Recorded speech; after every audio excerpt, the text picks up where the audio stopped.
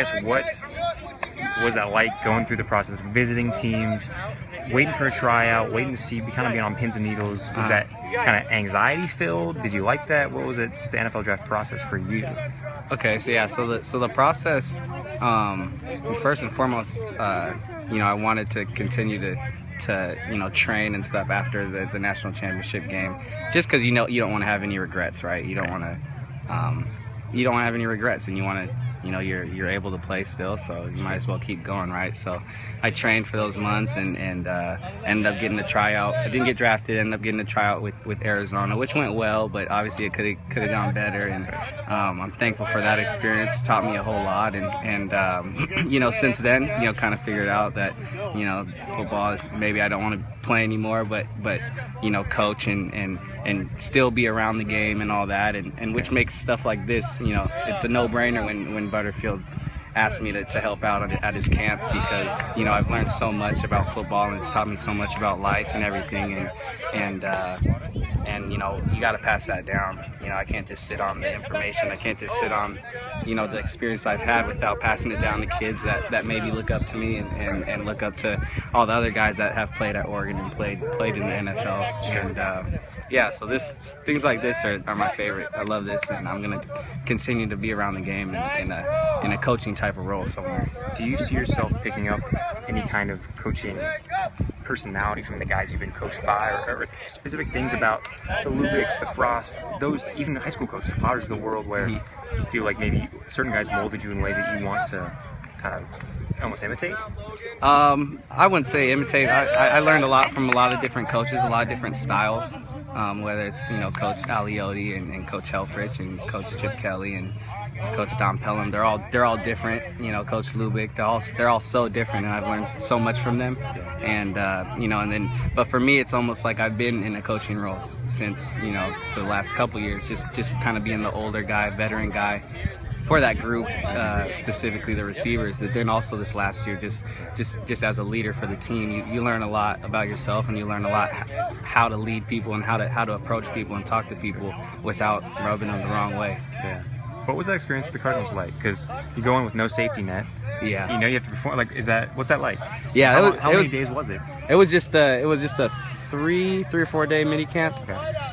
It's tough. They test your brain. They make you learn 80, 100 plays each night. They test you big time. And being an undrafted guy, it's definitely it's kind of like the walk-on type of deal with that, where it's you don't get any breaks. Not even though you just got there, you don't get any breaks. And it was a great experience. So I met a lot of the coaches up there were real cool.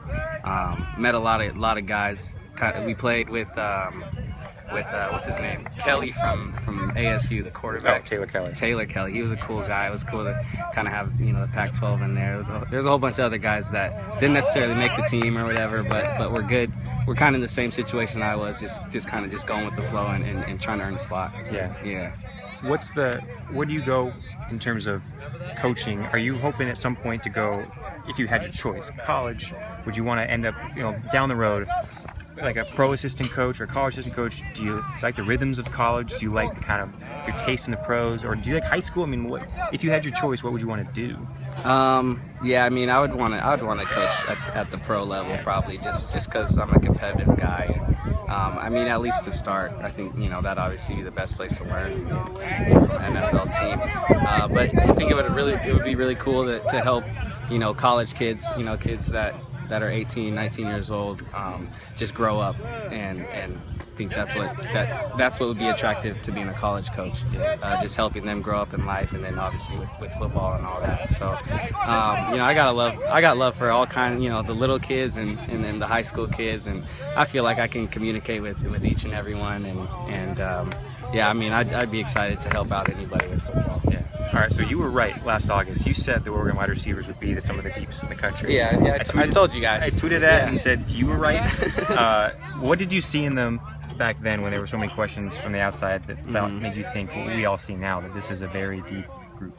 Yeah, I mean, there's so much stuff that goes, on behind the scenes and on a football team and a football program, and I think the amount of work that we did collectively as a group, from top to bottom, whether it's the #1 receiver to the number 12 walk-on guy, that collective effort, that makes a difference, and it made a difference. We had a lot of guys that can play ball, and I think I was the only one that left last year, so they got even more guys that can play ball. They brought in some freshmen that can play, and hopefully they'll continue to put in the same amount of effort as they did when last year. Last thing for me right now is who's going to take your mantle as best downfield blocker bar none on the team? This year? Yeah. I don't know. Who takes that title? Yeah.